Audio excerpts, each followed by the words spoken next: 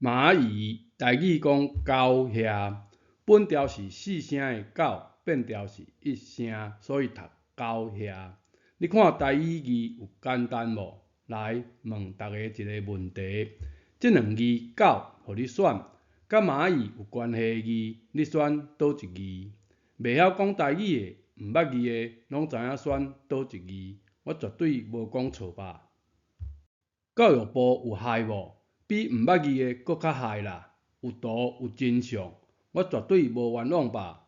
选着字的人无去做教育部正字专家，算是拍算啦。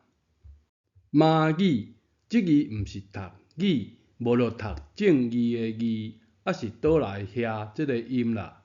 较正经一个，蚂蚁是从类，就写这字以形发声的狗。和阿猫阿狗无关系，和啥有关系呢？狗遐有獠牙，你看，山猪嘛有獠牙，所以这字遐是和山猪有关系。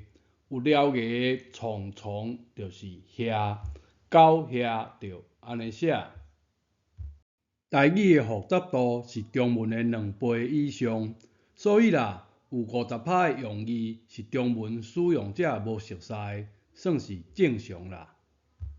咱要像甲骨先生遐尼敖找出这字遐有困难，但是即马咱简单就会使学会晓台语有字、有文化意义的用字，有简单无？蚂蚁就是狗遐，像山猪有獠牙的虫，也是你看到画册的图，教小朋友。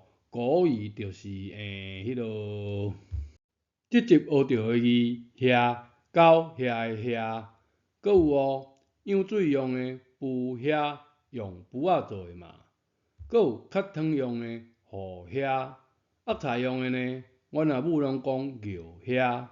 这几字现代人嫌麻烦的字，就算是很好长辈的用字，文化传承的用字。